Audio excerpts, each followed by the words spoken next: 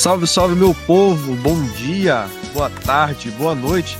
Nem sempre a gente sabe que horas você vai acompanhar essa roda de conversa, mas é importantíssimo deixar o nosso abraço, nossa acolhida e falar da alegria de estarmos juntos a cada semana nessa roda de conversa do Evangelho para além dos templos. Aqui embaixo, no rodapé, está passando vários canais, né? Temos uma rede de transmissão dessa roda de conversa. Então, por onde você estiver assistindo, né? O convite é para que você curta, comente, compartilhe, mande para aquele amigo, para aquela amiga, para aquele familiar, para que a gente possa estar falando cada vez mais ao número maior de pessoas, né? Então, tem todos que estão assistindo, que são convidados, tem o nosso muito bem-vindo e bem-vinda. Vamos esperançar de cada canto do planeta de mãos dadas, celebrando o Evangelho para além dos templos. Este é um movimento onde a fé transcende fronteiras e o amor nos conecta. É o Evangelho além dos templos, que quebra barreiras e nos mantém interligados. Ouça a boa nova. Deixe-a preencher sua alma, deixe-a inspirar seu caminhar. Somos um na fé, um no amor, como uma roda de samba, cada um com seu instrumento, mas tocando em harmonia.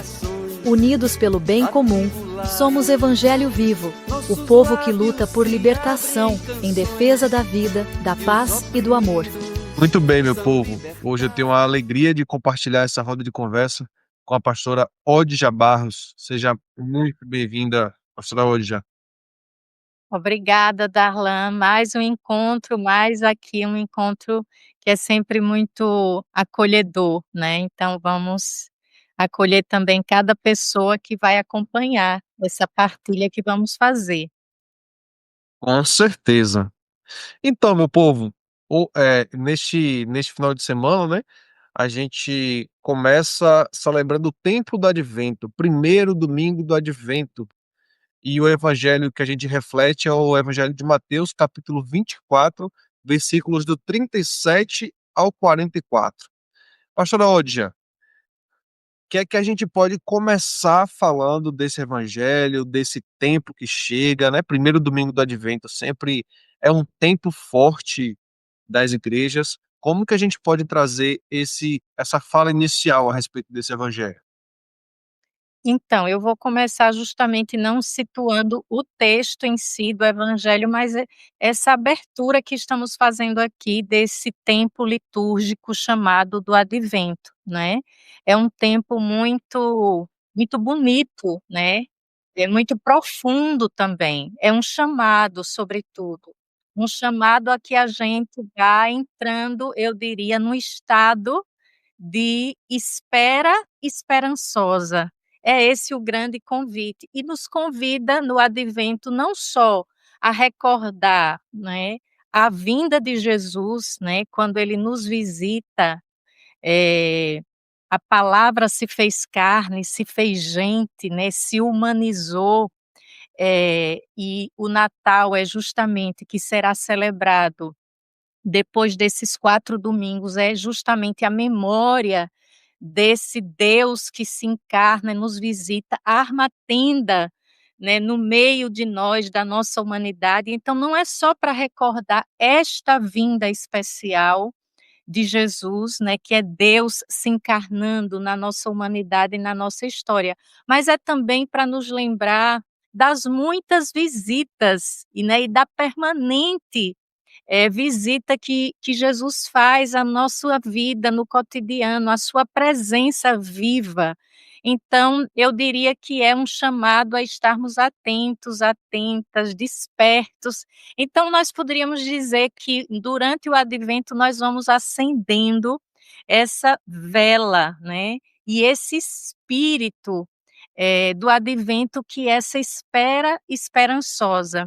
E o evangelho, especificamente que nós vamos ler em Mateus, vai nos fazer a primeira, eu diria, vai acender essa primeira vela do advento, nos convidando, não é, a refletir sobre permanecermos atentos e atentas. Que maravilha! Pastora Odja, esse evangelho deixa a gente, assim, eu fiquei com várias interrogações na mente, né, porque fala de uma vinda de Jesus. Essa vinda, como que a gente pode pensar numa volta de Jesus? É uma vinda, é uma volta? Como que a gente pode pensar nessa perspectiva de como tá? A gente sempre fala do cuidado de fazer a leitura ao pé da letra, né? Então, como que a gente pode sair desse possível erro? Então vamos começar a organizar, né, a linguagem do texto. O texto não fala de volta, né? A palavra volta pode ser muito mal aplicada a esse texto. Não existe aqui o anúncio de uma volta, existe o anúncio de uma vinda e volta é muito diferente, não é, Darlan? Diferente. Então a primeira coisa que a gente tem que ver, o texto não está falando e anunciando como muitas, leituras equivocadamente usa esse texto, inclusive numa leitura muito literalista e que provoca muito mais medo, terror, né, sobre uma possível segunda vinda de Jesus, que será muito mais nesse papel de julgar e condenar as pessoas.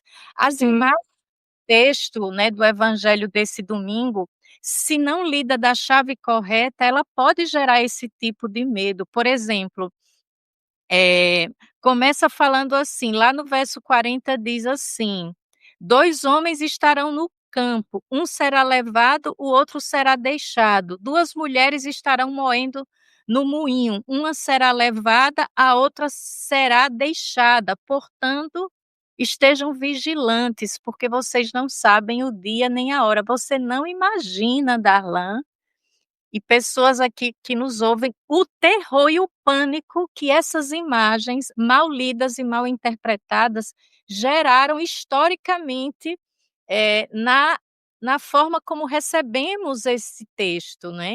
E Porque continua gerando até hoje, né? exato, eu lembro até que tem um filme,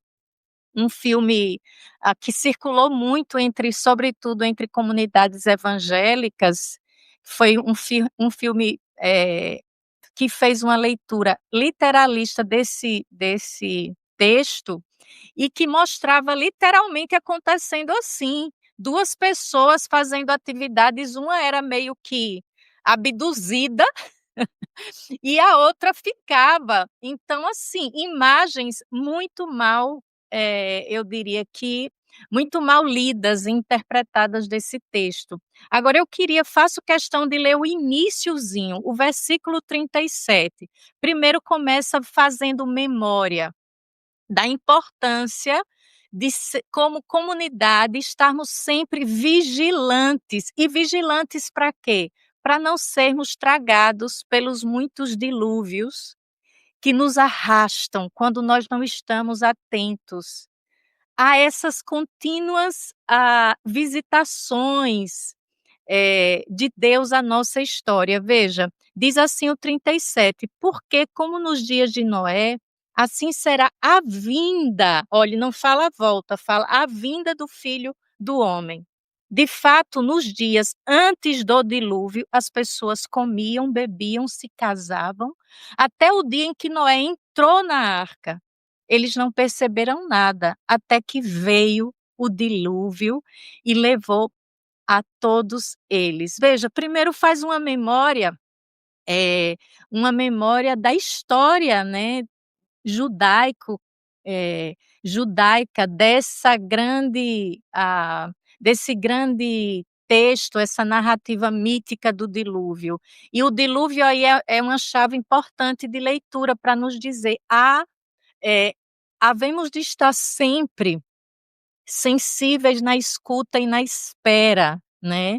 E aqui não é para nos amedrontar, mas é para nos deixar atentos, para não sermos conduzidos por dilúvios. E aqui, Darlan, eu quero dizer dos muitos dilúvios que nos ameaçam todos e todas. A vida cotidiana, esse mal-estar social, essa série de águas que dominam o mundo, às vezes gerando dor, morte, nos levam constantemente a perder a esperança, a perder a fé, a não fazermos uma boa leitura e uma boa escuta né, do que o mistério sempre nos revela. Então esse texto não está querendo nos apavorar, ele está querendo nos esperançar, até porque essa parte do evangelho faz parte de um gênero que está presente nessas passagens de Mateus, sobretudo, que são chamados gênero apocalíptico. E o que é o gênero apocalíptico? A gente sabe lá do livro do Apocalipse, né? Usa imagens simbólicas, para a gente decifrar. São imagens que a gente precisa decifrar, mas decifrar com a chave correta.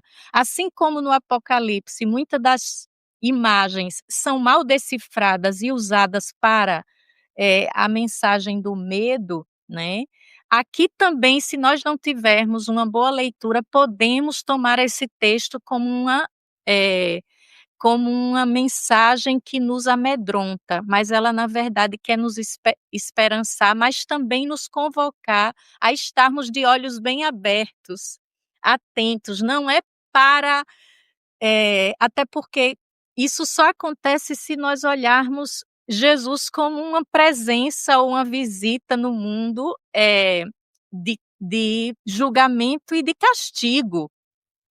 E a visita de Jesus, ele mesmo diz: "Eu não vim para julgar o mundo, eu vim para salvar o mundo". Lembra que a arca significa também, eh, o envio de Deus para salvar e não para julgar.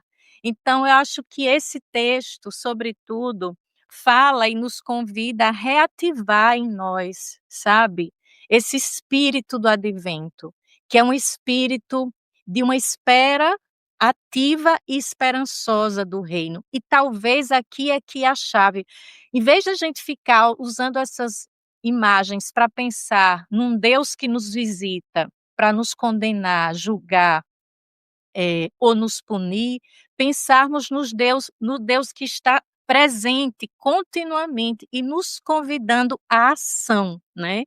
Então, veja, é outra coisa a estarmos sempre, ativos e na esperança, não de braços cruzados, né, fazendo leituras, eu diria, pessimistas e desesperançosas do futuro, mas construirmos o futuro, né, o futuro que nós desejamos, que a gente seja essa arca no mundo, né, essa arca que é presença de Deus para salvar, né. Então e salvar de quê, né? Salvar de toda essa estrutura, né, que tem sido assim, tem sido essas águas que levam do dilúvio muita gente que está, talvez, dormindo, desatenta e que é pega de surpresa, né, eh, não está atenta e desperta para ler os sinais do tempo e saber em que arca nós devemos estar. Então o chamado desse texto, todas as imagens, ela é o primeiro, eu diria, a primeira vela que nós estamos acendendo, né, o símbolo do advento, são essas velas, essas 4 velas que nós vamos acendendo durante essas luzes que nós vamos acendendo, talvez esteja resumida nesse último verso do nosso evangelho, que é: "Ficai então preparados e preparadas. O Filho do Homem virá na hora em que não estivermos esperando". Não é que ele virá, ele está vindo sempre. Então essa é a ideia do texto, não é a gente se preparar para uma segunda volta de Jesus ou a uma volta. O texto jamais fala de volta, ele fala de vinda, e vinda aqui tem a ver com quem já veio, quem está e quem continua conosco sempre. Então eu penso que isso nos ajudará a meditar nesse evangelho e que esse evangelho não acenda a luz do medo, do desespero, até porque a realidade já traz um sentimento de muito medo e desespero. O evangelho não, ele vem como boa notícia e boa nova. Esse evangelho é boa notícia. Jesus está sempre vindo, vem iluminar as realidades escuras e desesperançadas desse mundo. Então, nesse primeiro domingo do Advento, é pensarmos nessa presença contínua da luz de Jesus Cristo no nosso mundo caótico, mundo que traz escuridões e densas escuridões que às vezes nos tiram desse estado de espera por uma boa notícia, por uma boa nova, mas ela sempre virá, porque Jesus, né, já veio e continua presente, em nossa realidade, na nossa história humana. Jesus já é realidade e vinda, real e concreta nesse mundo. Que maravilha! É muito importante, a partir dessa leitura, a gente identificar o evangelho, como um todo, né, como a boa nova de Jesus. E você trouxe muito bem. E aí, quando eu fiz esse evangelho, claro, antes dessa partilha, dessa riqueza, uma coisa que eu ia provocar era assim, ou melhor, quando eu fiz a leitura do evangelho, eu me perguntei, né, eh, a partir da leitura dessa passagem do evangelho, a gente pode até perguntar assim, fazendo a leitura quase que ao pé da letra: "Isso te conforta ou te assusta?", né. Então, vai muito ainda por aquele crivo antigo de como é usado as palavras do evangelho. Mas que bom que a gente pode, né, fazer as releituras a partir daquilo que já foi dito, daquilo que já foi refletido, inclusive virar filme, como você muito bem trouxe. Mas, E Rafael, aí eu queria só dizer, a sua pergunta foi muito boa, esse evangelho lhe conforta ou lhe perturba, né? Eu diria que o evangelho sempre faz esse movimento conosco, e eu acho que isso é muito importante, porque a nossa esperança ela não é ingênua. E talvez também a pergunta é para dizer, depende de como você está atuando exatamente, no mundo. Por exemplo, 2 homens estarão no campo, um será levado, outro se não tem a ver com uma chave que quer lhe deixar com medo, mas de que você também revise como você está vivendo a sua vida. Como você exato.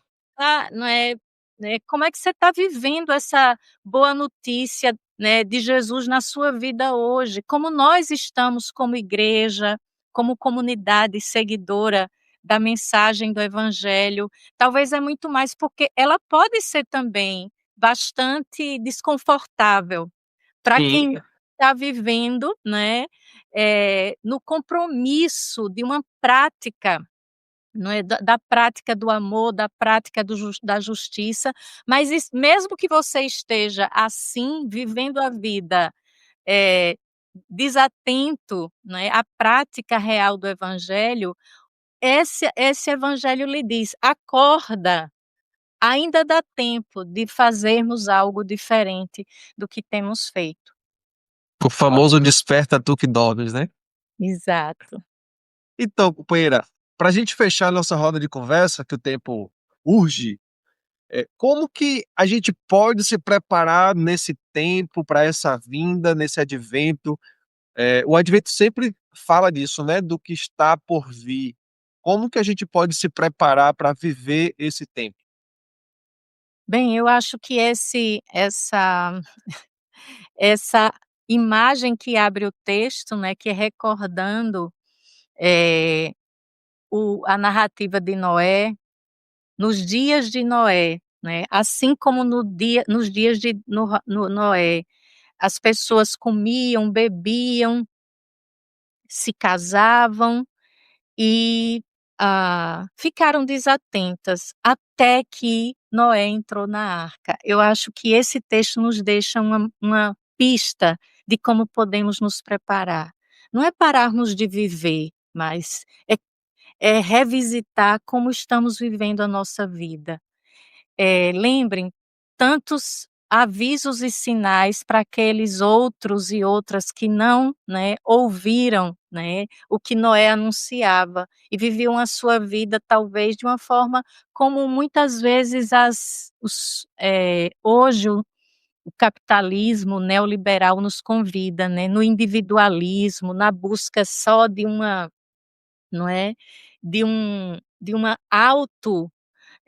realização e satisfação, buscando, eu diria, talvez, coisas que não fazem sentido nenhum para pessoas que vivem, né, de acordo com a mensagem do Nazareno, sem se importar com as injustiças desse mundo.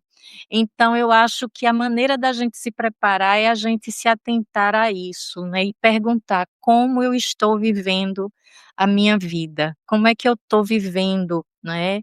E eu acho que parar, meditar, refletir, e esse advento é sempre um chamado à conversão. É sempre esse chamado, então nos preparamos também e conversão significa isso, metanoia, mudança de caminho. Cuidemos, porque somos seduzidos por um modo de vida que não é, exatamente aquele que nos propõe o evangelho. Precisamos ter uma vida onde a gente possa partilhar, uma vida onde a gente possa empenhar, né, nosso testemunho para que possamos viver o sonho, né, de reino de vida de Deus aqui na terra. Então, o que é que nós temos feito para que isso seja possível, né? Talvez é perguntar assim: será que eu estou construindo também uma arca, né? Não só para mim, mas que outros também possam, né, habitar juntos nessa arca, né? Que salva não só as pessoas, salva toda a criação. E eu acho que isso também fala de compromisso com a própria criação. Então a gente precisa revisitar, né, a maneira como estamos vivendo, antes que o dilúvio nos arraste, né. O dilúvio aqui é essa figura simbólica, e quem vive, né, sem estar atento e desperto, pode estar sendo levado por muitos dilúvios diferentes, e nós precisamos, estar despertos, atentos, atentas e preparadas e preparados. Maravilha, que riqueza de partilha, né? Pastora Odja, nós te agradecemos, né, por mais essa roda de conversa. Que bom que vamos ter diversas outras, né? E a você que nos acompanha de casa, pelo celular, pelo YouTube, o nosso muito obrigado também pela companhia.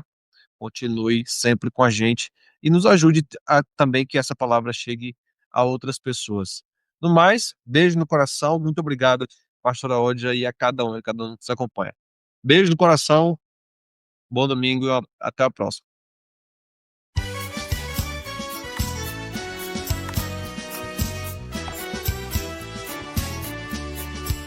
Ouçamos todos boa notícia que vem da vida, que vem do amor.